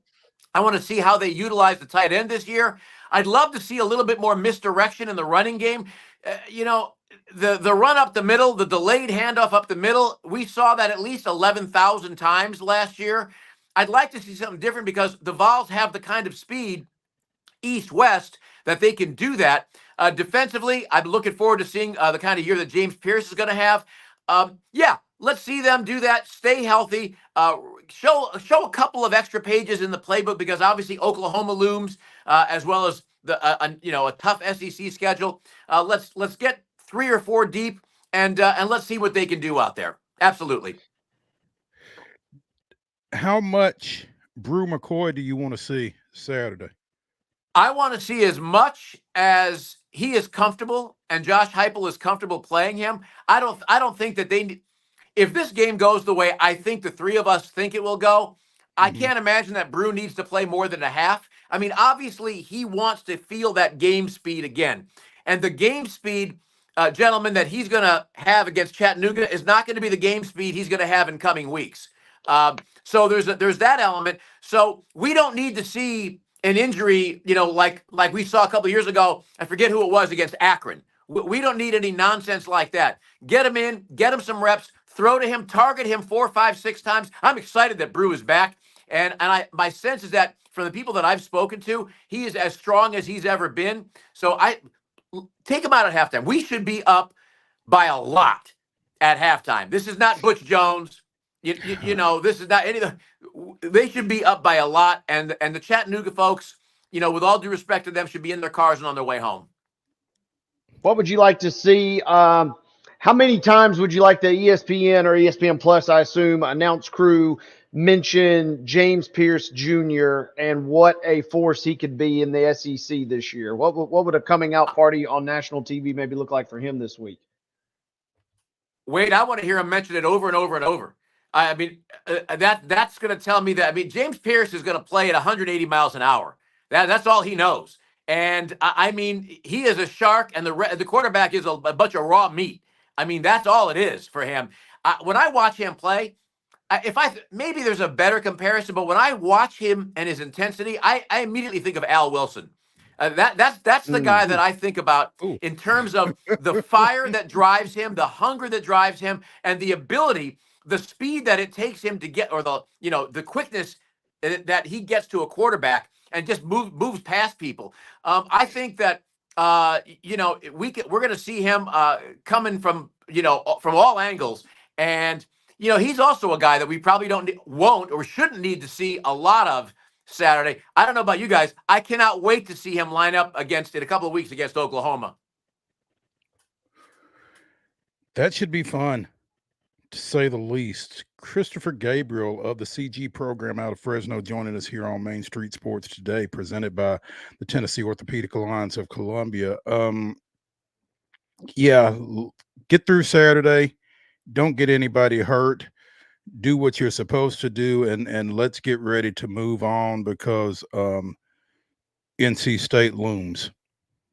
Yeah, shame on me for getting the NC State game, because it's interesting that the talk around that game, because a lot of folks at the national level are saying, they're going to give UT a better battle than they think. Well, I don't know what they think Vols fans or Vols media thinks, because I think everybody respects NC State. Nobody is looking at NC State as if they are a Raleigh version of Chattanooga. That's a good team. They've got good talent. They've got some real skill there. The Vols are better. The Vols are better at virtually every position, and the Vols should win that game. But it's not going to be a cakewalk. But yeah, I forgot about that game. That is Charlotte, right? It's in Charlotte this year? That's correct. Yeah, and obviously, they're going to have a lot of fans. I don't think that's going to really matter much. It's going to be a nice test for Nico, and I think Nico will be just fine. I saw him in high school out here, and one of the things about high school football in California is that there's a lot of opportunities to play, not only in larger stadiums, probably on average not as large as stadiums in Texas, but there's a lot of media coverage of high school football in this state. I mean, between Los Angeles, San Diego, Oakland, Sacramento, here in Fresno, which is a hotbed of talent and recruiting. He's used to that kind of scrutiny, that kind of intensity. And I think that's where his kind of California cool is going to really, really serve him well. I don't think, maybe I'll be proven wrong, guys, but I don't think going into this first game in terms of a crowd that's going to be a lot more hostile than the bowl game with the Iowa fans. I mean, I know Iowa sent a lot of people, but that game was over early. I think that he's going to be just fine in that setting in Charlotte, and I expect that he's going to lead this team exceptionally well. And, for all of the experience that comes back on this team this year, both Nico and Boo Carter apparently are on the Sean Alexander Freshman of the Year watch list. So that's kind of encouraging as well, that people realize that there's some young talent on this ball club as well. And it's a good point that you're making, Mo, because there's going to be Philip Fulmer fans who will probably be upset with me saying that. I was a fan of Philip Fulmer, but what always bothered me about Coach Fulmer is that he had a reluctance to play young talent. I mean, we all know, he kept guys on the bench. I always go back to Spurrier, simply because I remember Spurrier saying, we don't recruit these guys to sit them. We recruit these guys to play them. And the only way to find out what they can do is get them in the game. And Josh Heupel is clearly that kind of coach. And I like that, because when you're doing that, you're not only giving these guys game reps, you're giving them confidence up here. You're letting them know that the staff, it believes in you. And when you go out there, we've all played sports. When you go out there with the belief that your coaches believe in you, you're gonna elevate just a little more. Well, and beyond that, Christopher, in this day and time, if you're not playing young guys, you're not keeping young guys. Yeah. Boy, that's a great point. Isn't that the truth? Because one of these guys, especially with the kind of talent that a guy like a Boo Carter has, he can say, listen, I'll put my name in the portal and I'm going to have 100 people coming after me inside of 5 minutes. So yeah, you better play them. Yeah, they're not coming to sit. So, Christopher, we got some news, I guess, in the last 24 hours or so regarding not the football team, but the athletic director at the University of Tennessee. And the phrase that was used was his contract was amended. He is now the highest paid athletics director in the Southeastern Conference, where clearly it just means more, right? It just means more, and he should be the highest paid athletic director in the Southeastern Conference for a couple of reasons. I went on a number of stations in the Southeast when he got hired. He spent some time here, and I knew his background pretty well. I was on board for him from day one. And I had some Vols fans come at me, not in a bad way, but just kind of come at me saying, CG, you're all excited about this guy, but it is after a year, but he hasn't hired any coaches. And I made the point to them, and I'll make it now, that the job of an athletic director is not just about hiring coaches. It is about fundraising. It is about improving facilities. It is about inspiring and invigorating a fan base and listening to a fan base, understanding, reading the room, as it were. And I cannot objectively, and I mean, I've been fortunate to have a lot of athletic directors on my program over the years, from coast to coast, FBS and FCS. I can't think of anybody who I would want in that position in Tennessee more than Danny White. You look at what he's done, even little things that might seem little, the Vols letters on the south end of the stadium, doing some different things inside the stadium, what they've done at the north end, the Neyland Entertainment Complex, Lindsey Nelson Stadium, all of those things that have been overdue, making Tony Vitello the highest paid college baseball coach in the nation. We use that phrase, he gets it. Nobody gets it better than Danny White. He listens. He puts plans into action. He's not going to do every single thing that fans ask for, but he does listen. And not only does he create winning plans, he executes. And when he got to Tennessee, he made it very clear. And last year is a great example of this, the entire athletic year. He made it very clear to coaches and athletes throughout UT, men and women, every sport, Olympic sports and the major sports, that the bar is up here. It's not down here anymore. The bar isn't about competing. The bar isn't just about winning SEC championships. The bar is about getting to NCAA tournaments and winning championships. Last year, 20 sports, 20 NCAA tournament berths. How many schools can say that? And that is message received from coaches and players. And I think the fact that Tony broke through, and we've talked about this on the show, on your show, guys, the fact that Tony broke through, I think that raised the bar exponentially for everybody in that department. And Danny White is always driving that point home. He's a guy that talks it and he walks it. And I love that about him. And he's not going anywhere. People were like, oh, he might go to Notre Dame. He's not going anywhere. Danny White's not going anywhere. Tony V wasn't going anywhere. Josh Heupel's not going anywhere. Tennessee is a destination job. It is not a skipping over. I don't think people realize that. And I understand that I've grown up in this state, and I understand that I've seen Tennessee football at its peak. And so I get it when I say that Tennessee is a destination university from an athletic standpoint, and people don't get it. I understand that. But when Tennessee is operating at peak performance, why would you want to be anywhere else? Is kind of the question that I ask. And again, I've seen it. A lot of people haven't. So I get not necessarily understanding it, but it doesn't make me wrong either. No. I mean, my younger daughter is a senior in high school this year.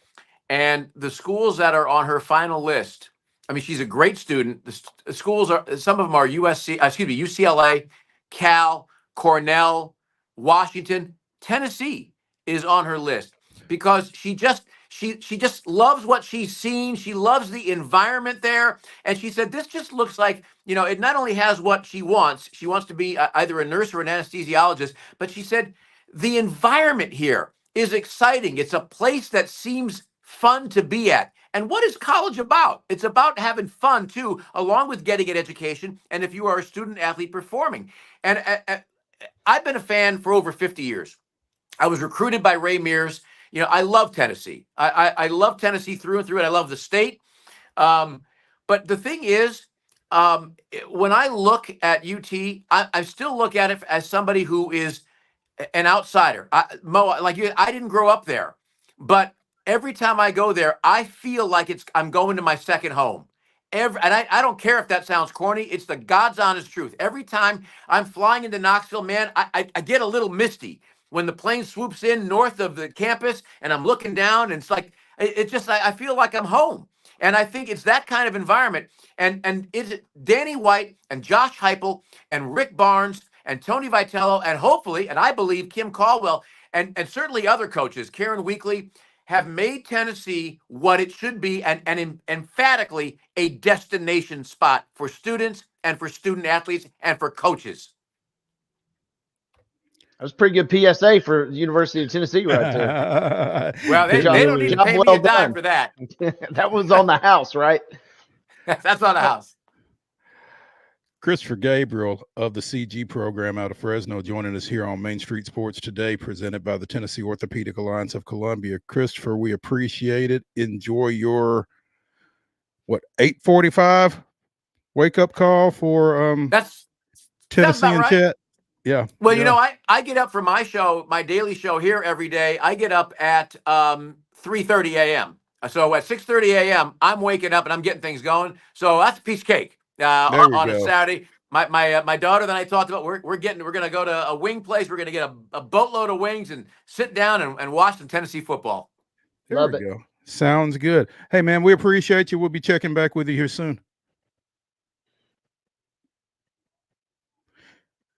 When we continue on Main Street Sports Today, presented by the Tennessee Orthopedic Alliance of Columbia, it's a grab bag. So come back for the final segment of the day right here.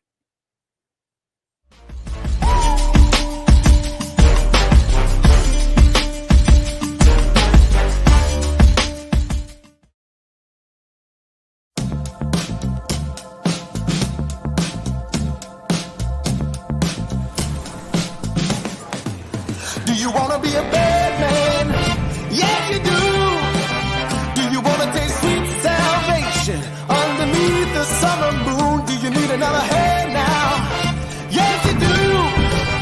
Go see Miss Josie down on Columbus Avenue. All right, Columbus Avenue. Robertson County Chancery Court is hosting an in-person court auction Saturday, September 7th at 10 a.m. Buy up to 9.46 acres of beautiful Robertson County land, selling in 2 tracts. Each tract includes water and approved soil areas. Located at 4637 Boyd Holland Road. Join us Saturday, September 7th at 10 a.m. Sales subject to court approval. For more details, call 615-384-5650 today. With Lee Company technology, the best handymen are hands-off. Lee Company techs have been using visual findings and other smart technology tools for years to add transparency and virtually take customers along. You see what we see, whether we're in a crawl space or on a roof.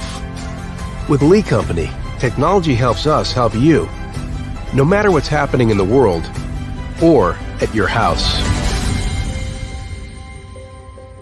Piggly Wiggly, located in Neely's Mill Shopping Center, is Columbia's locally owned and operated Cost Plus 10 grocery store dedicated to serving the community with low prices and smiling faces. Piggly Wiggly offers fresh, hand-cut meats daily as well as daily hot plate lunches from their deli counter. You're certain to see smiling faces and a helping hand when you're here at Piggly Wiggly. Come by and check out our fresh produce, high-quality meats, and more. Down home, down the street, we'll see you at the Pig. Whether you're an athlete or a weekend warrior, when it comes to your performance, don't settle for anything less than excellence. We're proud to announce that Mid-Tennessee Bone and Joint Clinic is now Tennessee Orthopedic Alliance of Columbia, where we are redefining sports medicine and orthopedics. Tennessee Orthopedic Alliance's team of expert sports medicine physicians understands the unique demands of your body. TOA Columbia specializes in personalized orthopedic care, offering state-of-the-art treatments for everything from sports injuries to joint replacements. Learn more at toacolumbia.com.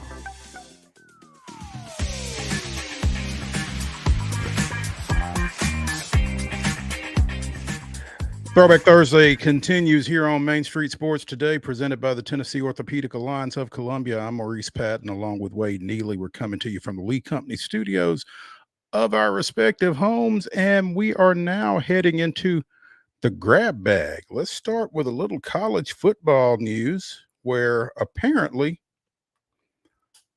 the postseason exemption for red shirts has been approved. So if you are being redshirted during the season, already you get 4 games during the regular season for football to play in, and still you can maintain redshirt status. Now you can play in a bowl game or in the college football playoffs and still maintain your redshirt status as well. So another player plus move, I guess, by the NCAA Division I Oversight Committee. You can play as many as 5 games and get redshirted. That's crazy. And so what I'm curious is, because this article also lists conference title games. So, I mean, could you, in theory, play the SEC championship game and then every college football playoff game? I mean, because then at that point, you're potentially talking about, 6 games. If you play in a conference championship game, if you are in the, 5-12 game, then that's potentially 3 playoff games there. You could play as many as 4 postseason games. 4 games during the regular season. You could play 8 games out of, what is that, 16, I guess? Yeah, I'm reading this. Half a season, theoretically. Yeah, in this article now, it says here, teams have the potential to play up to as many as 5 postseason contests, meaning a player could participate in potentially 9 games during a 17-game season without exhausting a year of eligibility. I mean, why not? I mean, that's crazy, right? And if you have some wild, like old school Tim Tebow, like super freshman just waiting in the wings, that'd be a heck of a way to kind of uncork that right toward the end of the season, put some new wrinkles in for the playoffs, right? That's I guess it is wild. I guess as much as anything, it's because, of the number of opt-outs and that kind of thing that are taking place in the postseason, that, a number of teams were really kind of shorthanded going into bowl play last year. And so I guess this kind of mitigates that to some degree. Yeah, and it's clutch in the sense that if you have an injury late in the season, you may have to use a guy out of necessity for the college football playoff or, whatever postseason run you have. And it's nice to know that you don't have to potentially burn that red shirt at that point. Yeah, that is clutch. Yeah. It's certainly a change. I mean, it's, think about preserving red shirts and that kind of thing. You don't think about, well, you can play half a season and still red shirt. So that's different. More different. Beginning with SEC play for SEC teams, all Southeastern Conference teams will be required to provide injury reports on Wednesdays prior to Saturday games.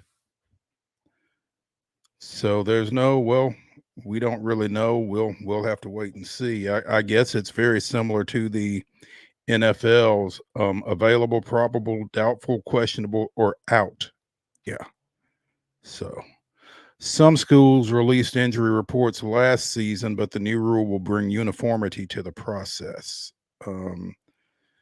According to David Cobb of CBS Sports, following the initial Wednesday availability report, updates will need to be submitted to the conference on Thursday and Friday before a final report 90 minutes prior to kickoff. Availability reports will also be mandated the night before SEC basketball and baseball games. Schools that do not provide accurate or timely information will be subject to fines that escalate with each offense.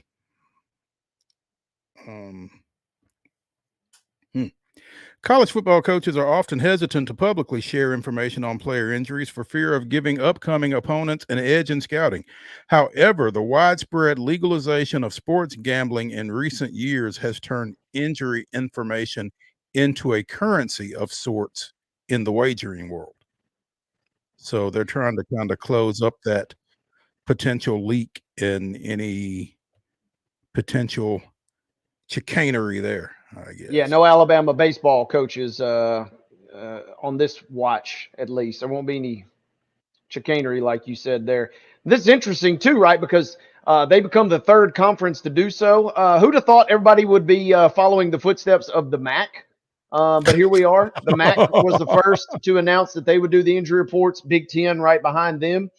And the SEC right now, with this news today, conference games only, and then they kind of have rolling reports throughout the week. The Big Ten is going to be all games, not just conference games, and they would be 2 hours before kickoff. And it looks like the MAC will be all games as well, and 3 hours before kickoff. So I imagine everybody is going to end up doing this. It is kind of fascinating that every league kind of gets to call its own shots in some regard. And so the SEC, for league play at least, will be doing this because, yeah, it's become kind of a wild phenomenon, the injury situation and availability. I mean, that could dramatically change the outcome, you would assume, if you have a hot tip that a guy's not going to play at all, or be very limited in some capacity. Yeah. Wait, again, college football begins in earnest this weekend. We got a full slate of games on Saturday. We've got some games tonight, and nothing earth-shattering per se, but North Carolina and Minnesota is an intriguing, Power 4 matchup up at Minneapolis for this one. You're going to see some pretty high-powered cross-conference matchups over the weekend, but this one is, a little, I don't want to say odd, but unexpected, I guess. I think it'll be a good game. It certainly probably will be your game of the night in terms of competitive. Sure. I don't imagine that Colorado, North Dakota State will be, maybe I'm wrong. Maybe it will be close, but I would assume I'm going to give a slight lean to Colorado. But yeah, North Carolina and Minnesota feels like it's going to be kind of the game of the night. No disrespect to Murray State, but I feel like Missouri probably rolls them relatively easy. And so this will be one worth watching. Minnesota apparently earlier in the offseason was a small favorite, but now it is flipped, and now North Carolina is about a 1.5 point favorite. So competitive-wise, at least according to Vegas, this will be one of the more intriguing matchups tonight to get things kind of kicked off. Absolutely. North Carolina won this matchup 31-13 in Chapel Hill last year. So, Minnesota kind of looking for a little get back. I'm not sure they're going to get it though. What's the spread on this one, Wade? I know you know. Well, yeah, 1.5. It is. It was North Carolina. It was Minnesota. Yeah, just it was Minnesota 1.5 in the preseason, and in the last 48 hours, it's North Carolina 1.5 now. So that is for sure going to be your closest matchup of the night in terms of your point spread. No disrespect to Lindenwood, but I don't know that they have the guns at 49.5-point underdogs to Kansas tonight. So Minnesota and North Carolina will be the one that we watch. Obviously, Colorado will be interesting to see just exactly what the heck we get. I'll keep a small tab on my Tulane boys as the offensive coordinator down there. So they got Southeastern Louisiana, but a couple good games tonight, a couple sneaky good games tomorrow night, as well as Florida Atlantic goes up to Sparta. We'll get into Friday more. Well, on Friday, how about that? Yeah, let's do that. Wade, talk a little WNBA for just a second while I dip out of here for a minute. Sure. What I can tell you is that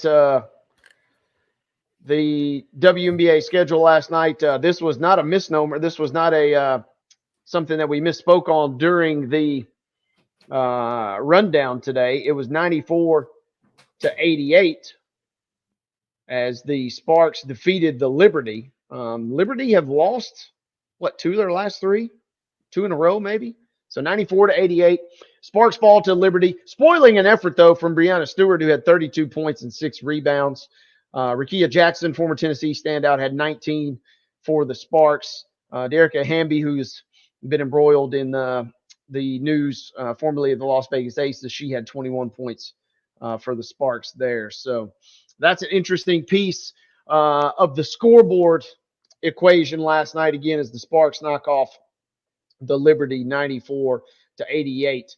Other game that caught my attention, though, was you can't mention it without bringing up the Fever over the Sun last night. As the Fever, they are now one game just below 500, 15-16 on the year, and the Sun. So think about that, folks. We saw last night the top 2 teams in the WNBA, in the East rather, both go down. And we saw them go down to 2 of the worst teams, or 2 of the worst teams, I should say, in their respective leagues. So the Liberty fall last night to the Sparks, and the Sun fall to the Fever, as it was 84-80. Leading the way was Johnny Carrington for the Sun. On the Fever, however, it was Kelsey Mitchell. You thought I was going to say somebody different, but it was Kelsey Mitchell with 23 points leading the way for the Fever. Lexi Hull, fresh off her internet blow up during the Olympics, had the Instagram fans out there going nuts. She had 17 points last night. Aaliyah Boston had 10. Caitlin Clark had 19 points to go along with 5 rebounds and 5 assists. So, did you mention that Caitlin set a rookie WNBA 3-point record last night with her 88? Didn't mention that. I was saving that for you. Oh, yeah. So perfect timing, my friend. Yeah, there we go. So yeah, again, Caitlin and Angel continuing to be 1 and 1A amongst WNBA rookies as this thing comes down and the regular season winds down in the WNBA and we get headed toward postseason play.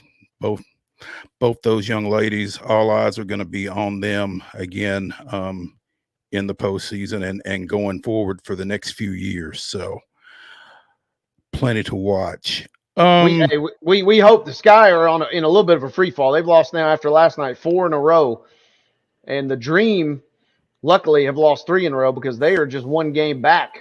But they've been playing a little bit better too. So the Chicago's kind of got to get some things figured out. They are trending in the wrong direction, but the fact remains, you said it best. The fact we're talking about 2 young ladies for the 7th and 8th best teams in the WNBA as much as we are, that tells you that the league is in a pretty good spot. No doubt. Absolutely. Throwback Thursday coming to a close here on Main Street Sports Today, presented by the Tennessee Orthopedic Alliance of Columbia. We will be back here tomorrow at 2 o'clock in the Lee Company studios. Be sure and join us. We'll see you then.